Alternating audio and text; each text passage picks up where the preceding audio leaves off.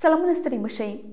وړمه ورځ د افغانستان په لوګر ولایت کې د میسانکو کان د استخراج چارې رسما فعال شوې، خو د دغه او نورو کانونو د استخراج د روڼتیا او معیاري کیندنو په اړه ګڼې پوښتنې او اندېښنې شته. چې دغه اندېښنې څه دي، موږ د کانونو او پټرولیم وزارت له پخواني ویاند او سلاکار ښاغلي عبدالقدیر موتفي سره پرې بحث کوو. متفي صاحب، ستړي مشئ. وړمه ورځ د میسانکو کان د استخراج عملي چارې پیل شوې، خو د یو مسلکي کس په توګه ستاسې اندېښنې څه دي؟ ډیره زیاته مننه. د میسانک قرارداد یو تر ټولو مهم او اقتصادي او سیاسي قرارداد و. په دې قرارداد کې چې 2008 کال کې امضا شو، تر ټولو مهم په هغه وخت کې هغه اقتصادي تعهدات و چې د چین شرکت باید عملي کړی وای. خو د وخت په تېرېدو سره هلته یو مسله د تاریخي اثارو راپیدا شول چې هغه تاریخي اثار باید په منظمه شکل سره ساتل شوی وای او د هغې نه منظمه ګټه واخیستل، ځکه زموږ چې معدن یا د مسو سرمایه ده، همدغه شان زموږ تاریخي اثار هم یو سرمایه ده او باید ساتل شوی او منظمه توګه باندې ترې استفاده وشي. وروسته له هغې نه باقاعده توګه باندې د چین سره زموږ د قرارداد په برخه کې ځینې مشکلات را پیدا شول او هغه مشکلات دا و چې چینایانو غوښتل چې په هغه وخت کې ځینې تغییرات راولي په دې قرارداد کې، او دا تغییرات په اقتصادي برخه کې او په تعهداتي برخه کې غوښتل چې راولي. تاسو ته معلومه ده چې د یو قرارداد تر ټولو مهمه برخه اقتصادي برخه ده، او په اقتصادي برخه کې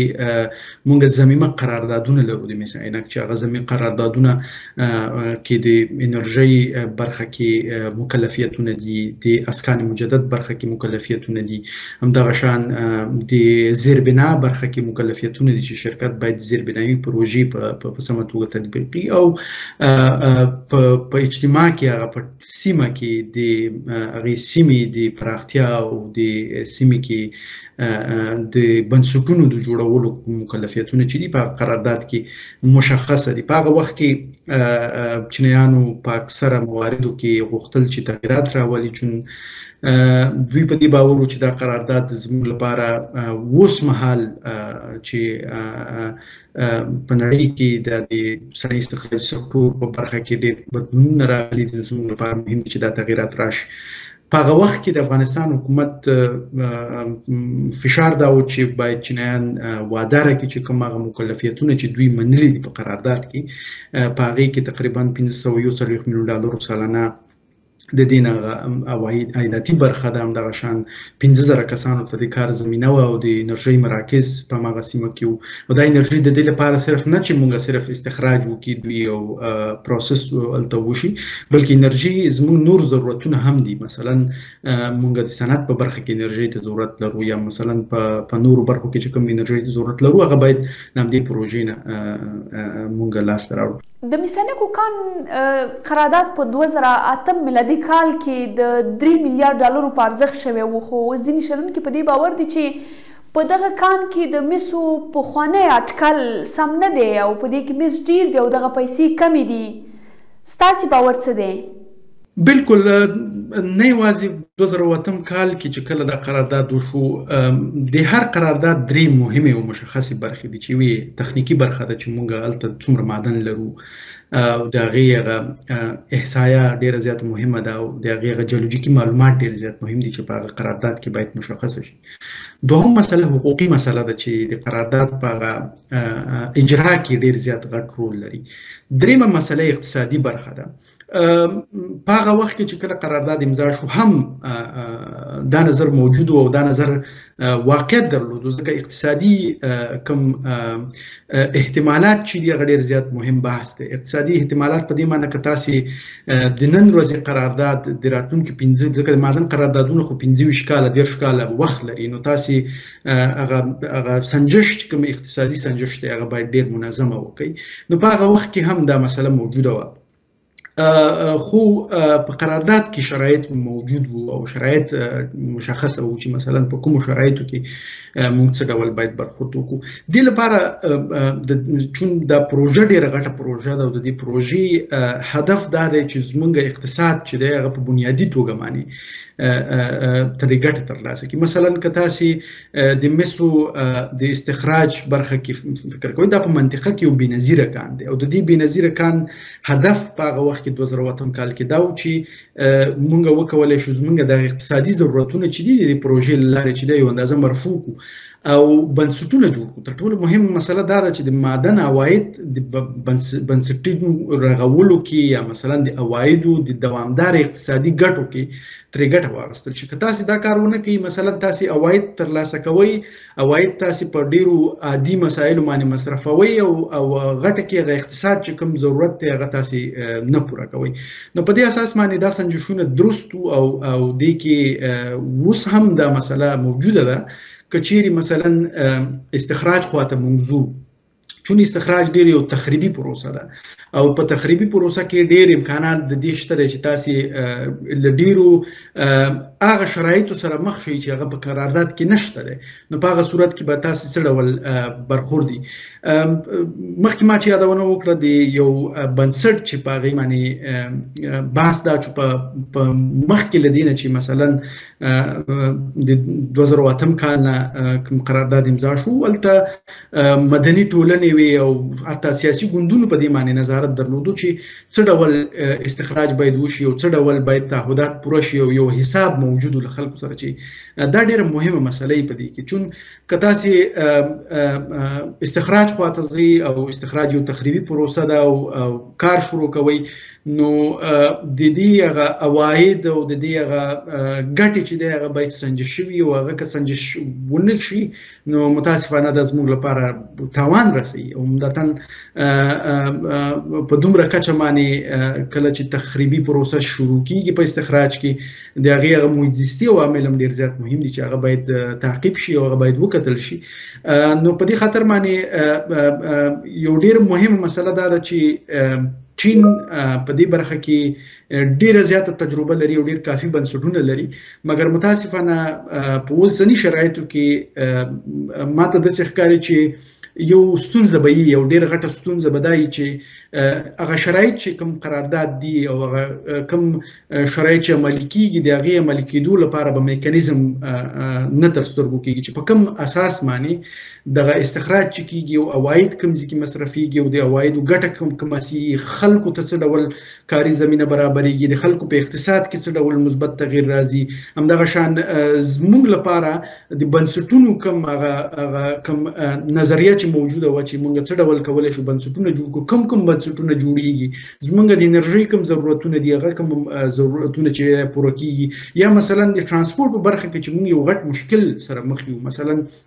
موږ د صنعت په دې برخه کې هم انتقالاتو برخه کې غټ مشکل سره مخ یو. نو څه ډول کولی شو موږ دغه د ترانسپورټي کوم بنسټونه چې دي دا جوړولی شو. دا ټول هغه بحثونه دي چې دې لپاره کافي کار ته اړتیا ده او کافي نظارت ته اړتیا ده چې موږ وکولی شو د افغانستان اقتصادي ګټې پکې تضمین کړو. د طالبانو په خبره چې دوی په شاوخوا یو کال کې د $2 ملیون په ارزښت قیمتي ډبرې بهر ته صادرې کړي دي، خو وخت نا وخت د خلکو له لوري دا اندېښنه شته چې د دغه قانونو استخراج یا د ډبرو بهر ته صادرولو په اړه حساب خلکو ته نه ورکول کیږي. ستاسې په نظر ولې طالبان دغه حساب نه ورکوي؟ ډېره مشکله ده. تخنیکي برخه ډېره زیاته مهمه په دې ده چې کله تاسې استخراج خواته ځئ، یو استخراج یوازې دا نه ده چې مثلا تاسې قرارداد عملی چارې پیل کوئ، شرکت ته اجازه ورکوئ چې هغه کار شروع کړي، کوم وسایل استفاده کیږي او د هغې وسایلو هغه استفاده څه ډول ده، محیط زیست برخه کې څومره موږ ته نقصانات رسولی شي، ځکه دا احتمال وجود ولري. تاسې استخراج خواته ځئ، ممکن په استخراجي پروسه کې یو غټ مشکل سره مخ شئ. په ډېرو پرمختللو هیوادونو کې تاسې د لاتین امریکایي هیوادونو مثال ورکولی شي چې هلته په ځینو پروژو کې دغه شان عملي کار شروع شو. خپله چین په افریقایي هیوادونو کې دا تجربه درلودله چې مثلا استخراج شروع کړی دی او هلته چې دی ډېر خطرناک عواقب مخې ته راغلي دي. نو دې لپاره یو ډېر مکمل آمادګي ضرورت ده، دې لپاره یو ډېر مکمل نظارت ته ضرورت دی. مثلا نظارت باید په دې ډول چې تاسې د استخراج هغه ټول شرایط چې دي هغه باید سنجش کړئ. همدغه شان د محیط زیست برخه کې تر ټولو مهمه چې ګورئ په نړۍ کې د محیط زیست مسله ډېره جدي مسله ده. افغانستان عملا په دې برخه کې چې د متضرره ده. نو معدن یو تر ټولو غټ لامل کېدای شي چې هغه محیط زیستي تغییراتو کې رول ولري. نو دا ټول باید یو سنجش شوی کاری. همدغه شان د عوایدو د استفادې برخه کې باید یو میکانیزم وجود ولري چې څه ډول د عواید استفاده کیږي. ما مخکې یادونه وکړه که تاسې مثلا د مس معدن روباسي استخراجوي پروسس کوي او انتقاليږي او په مقابل کې تاسو ته مالی امکانات لاسته راځي او دا مالی امکانات تاسو په خپل ابتدایي ضرورتونو باندې مصرفوي، نو دا خو به اقتصادي ګټه نشو. دا خو به تاسو معدن چې ده په بنیادی توګه باندې استفاده نه کړه. د معدن د پروژو اساسي هدف دی چې اقتصادي بنسټونه ورغېږي او اقتصادي بنسټونه د لپاره ورغېږي چې په دوامدار توګه باندې موږ ته اقتصادي ګټه راکړي. دوامدار اقتصادي ګټه په دې معنی چې زمونږ مثلا کوم ضرورتونه چې دي، بنسټونه چې دي، زمونږ بنسټونه باید مشخصه توګه باندې لدینه مستفید شي او موږ په دوامدار توګه باندې موږ خلکو ته د کار زمینه برابر کړو، یو جریان د اقتصاد رامنځته شي. مثلا خلک کاری زمینه ورته برابر شي، خلک عواید ولري، عواید بیرته مصرف کی او مصرف بیرته چې د تولید الته وشي او تولید چې د بیرته مثلا یو سرکولیشن جوړ شي د اقتصاد. نو دا تر ټولو مهمه مسله پکې دا ده چې کچېرې دغه نظارتي برخه د شفافیت برخه او همدغه شان د انسپیکشن یا د نظارت برخه په منظمه توګه باندې ونشي، نو خطرات پیښولی شي او هغه خطرات به د افغانستان خلک له هغې سره لاس و ګریوان کېږي. نو په دې اساس باندې زه فکر کوم تر ټولو مهمه مسله دا ده چې د استخراجي پروسو تطبیق سره د نظارت او نظارت باید داسې شکل سره وي چې په هغې کې مثلا یو طرف ونه وایي چې مثلا ما نظارت وکړلو کافي توګه ما نظارت ما وکړلو هر څه سم دي. لطفي صاحب، تر اوسه د طالبانو اداره هیڅ هیواد په رسمیت نه ده پیژندلې او طبعا نړیوالې مرستې هم کمې شوي دي. داسې انګیرل کېږي چې د افغانستان قانون د طالبانو لپاره یوازینۍ د تمویل سرچینه ده، خو دغه قانونو د استخراج او معیاري کیندنو په اړه ګڼې پوښتنې او اندېښنې شته. فکر کوئ طالبان ولې غوره نه ګڼي چې خلکو ته په دغه برخه کې حساب ورکړي، ځکه قانون عامه شتمني ده، د خلکو شتمني ده. طبعا په تیرو کلونو کې یو بحث دا مطرح کېده چې مثلا په نورو هیوادونو سره قراردادونه ولې نه کېږي، یا مثلا په غټه کچه باندې قراردادونه ولې موږ نه تړو. یا نو قرارداد تړل ډېره اسانه خبره ده، خو د قرارداد سر ته رسول ډېره مهمه مسله ده، حیاتي مسله ده. ډېر خراب شرایط ته تاسو تللی شئ. تاسې معدن داسې نه ده که تاسې سره زر هم استخراجوئ، هغه هم هغه یو خطرات خپل ځان سره لري. نو که تاسې په صحیح توګه باندې په صحیح معناو سره استخراج ونه کوئ، تاوان یې خلکو ته رسېږي. د مس عینک په برخه کې که تاسې وګورئ، د اسکان مجدد برخه کې مکلفیتونه واضحه شوي دي، د کار زمینې برخه کې مکلفیتونه واضحه شوي دي، د انرژۍ تولید برخه کې مکلفیتونه واضحه شوي دي، همدغه شان پاکو اوبو ته د لاسرسي برخه کې مکلفیتونه واضحه شوي. ټول مکلفیتونه واضح دي او دا مکلفیتونه که په صحیح معنا سره ترسره نشي خلک تاوان کوي،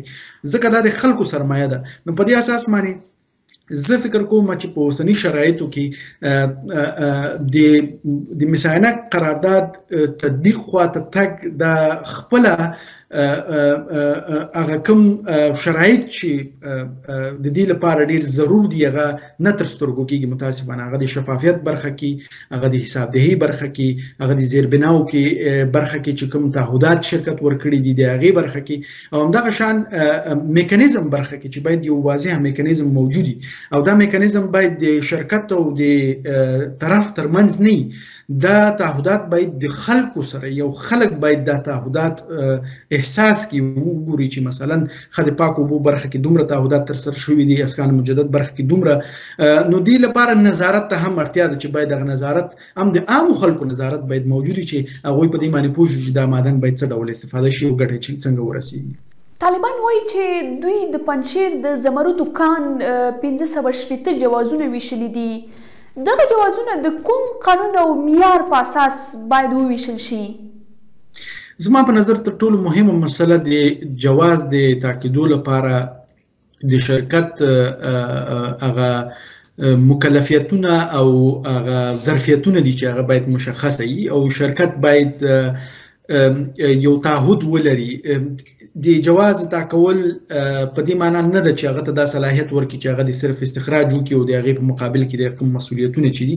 هغه ونه مني او په دومره کچه باندې چې مثلا که تاسې په هر ولایت کې وګورئ په دومره کچه باندې د قراردادونو ورکړه دا په خپله په دې معنی ده چې موږ یو نظارتي خلاګاه سره رامنځته کیږي او یا ورسره مخ کیږو. مثلا که تاسې یو شرکت ته دا جواز ورکوئ چې تاسې کولی شئ استخراج وکړئ نو د هغې د مکلفیتونو او د شرایطو لپاره چې هغه څومره استخراج باید وکړي په کوم اساس باندې باید استخراج وکړي کوم وسایل باید استفاده کړي دا ډېر مهم بحث دی. متاسفانه معلوماتو د لاسرسي زه نه وینم دومره معلومات چې لکه څومره چې قراردادونه ورکول کیږي او په دې اندازه باندې معلومات چې خلک پوه شي چې په کومه سیمه کې کم قرارداد ورکړل شوی دی چاته ورکړل شوی دی څومره استخراج وشو. دا باقاعده د دې لپاره یو معلوماتي برخه چې دغه باید ډیره واضحه وي او که معلوماتي برخه واضحه نه وي نو په دې معنی چې مالی برخه کې یا د پیسو برخه کې فساد امکانات دي پکې او مثلا د هایف میل کېدو د منابعو د ضایع کېدو امکانات دي پکې نو دا ډیره ضروری ده چې پوتنشل او ظرفیت باید موجود وي. یو چاته چې قرارداد ورکول کیږي یا جواز ورکول کیږي په کم اساس باندې کم شرایطو باندې او هغه څوک ارزیابي کوي په کوم اساس یې ارزیابي کوي دغه پوښتنې چې ډېرې مهمې دي او باید په دې برخه کې یو واضحه معلومات موجود وي. څو میاشتې وړاندې د جورج ډبلیو بوش انسټیټیوټ ویلي و چې د افغانستان د قانونو چور روان دی او په دې کې د روسي چین او ایران هیوادونه ښکیل دي. آیا په رښتیا هم د افغانستان د قانون چور روان دی؟ زه فکر کوم تر ټولو مهمه مسله دا ده چې د افغانستان د اقتصاد ضرورت اول باید په باندې بحث وشي چې موږ څومره اقتصادي ضرورتونه لرو. دوهم مسله دا ده که چیرې موږ په دې باندې فکر وکړو من حیث د افغانانو چې موږ دا زموږ ملي سرمایه ده څه ډول استفاده ترې وکړو دا ډېر مهمه بحث دی چې باید زه همیشه دا خبره کوم چې د معدن بحث د په یو ملي بحث باید مبادله شي. ملي بحث په دې معنی چې هر څوک باید د دې ظرفیت او حق ولري چې د خپلو منابعو نه د استفادې او د خپلو منابعو باندې د صلاحیت او د نظارت حق ولري. په اوسني شرایطو کې مونږ ډیر زیات ضرورت دی لرو چې هغه کم مشکلات چې خنډ او ځنډ رامنځته کړی دی په د معدن په برخه کې د هغې باندې توجه وشي چې هغه غټ مشکلات دي غټ مسایل دي. خو زه چې څومره پوهېږم او د دې برخې کې چې څومره ما مطالعه کړې د هغې په اساس دا خبره کوم چې د هر هیواد سره چې تاسې قرارداد کوي شرایط ډیر زیات مهم دي او هغه شرایط کې ما مخکې یادونه وکړه چې د قرارداد حقوقي تخنیکی او اقتصادي برخه په دې درې واړو برخو کې په مشخصه توګه باندې هغه اقتصادي برخه ډیره زیات مهمه په دې ده چې خلکو ته د افغانستان خلکو ته باید د دې هغه اقتصادي ګټه محسوس شي او ورسیږي او خلک باید په دې باندې پوه شي چې منابعونه څه ډول استفاده کیږي او هغه تغیرات په ژوند کې احساس کړي. مثلا په یو سیمه کې معدن دی او معدن ته استخراجي خلک هماغه شان په یو ابتدایي ژوند کې خپل ژوند تیری پاکې اوبه نه لري صحت نه لري تعلیم نه لري او بیا د دې معدن ګټه خو خلکو ته نشو دا خو تاوان شو د هغې پولیس کوم هغه د محیط زیست برخه کې چې کوم تاوانونه دي هغه خلک هلته دغه کوي جبرانوي. یوه بله موضوع چې په دا تیرو شاوخوا 3 کلونو کې پاکستان ته د ډبرو سکرو صادرات ډیر شوي دي. پاکستاني چارواکي خپله وخت نا وخت وایي چې دوی هر کال په میلیونونو ډالر له دغه لارې لاسته راوړي خو طالبان هغه څنګه چې په کار ده بیا هم هغه د خلکو اندېښنو ته یې ځواب نه دی ویلی. فکر کوئ ولې؟ زموږ د منابعو قاچاق مسله دا یوازینۍ نننۍ مسله نه ده، دا تقریبا کلونه کیږي. متاسفانه جګړو په جریان کې زموږ منابع په ډېرې بېرحمۍ سره استخراج شوي او قاچاق شوي دي، او خصوصا پاکستان ته په دې برخه کې ډېر زیات قاچاق کیږي. اوس هم مثلا که تاسې فکر وکړئ، خپله پاکستاني چارواکي دا مني چې په دې منطقه کې په دې سیمه کې یو غټ قاچاق زمینه برابره ده او روان دی، او عمدتاً د منابعو قاچاق ډېر غټ تاوان رسوي منابعو ته هم او همداشان اقتصاد ته هم او بېثباتي راولاړوي. د ډبرو سکرو برخه کې متاسفانه ما مخکې یادونه وکړله چې د معدن د عوایدو په برخه کې چې کوم شفافیت په کار دی هغه نشته، متاسفانه هغه نه لیدل کېږي او ډېر ضرور دی. که هغه تاسې مثلا تاسې فکر وکړئ چې کله څومره هم عواید تاسې راوړئ لاسته د هغې عوایدو هغه زمینه او هغه سرچینه باید معلومه وي چې په کوم اساس باندې دا عواید موږ ته لاسته راځي، او دا عواید باید په کومو ځایونو کې مصرف شي. دا هم ډېر مهم بحث دی چې مثلا تاسې عواید لاسته راوړئ او په کومو ځایونو کې مصرفوئ. آیا دا عواید تاسې خپلو معاشاتو ابتدایي ضرورتونو باندې مصرفوئ او که نه دې عوایدو نه تاسې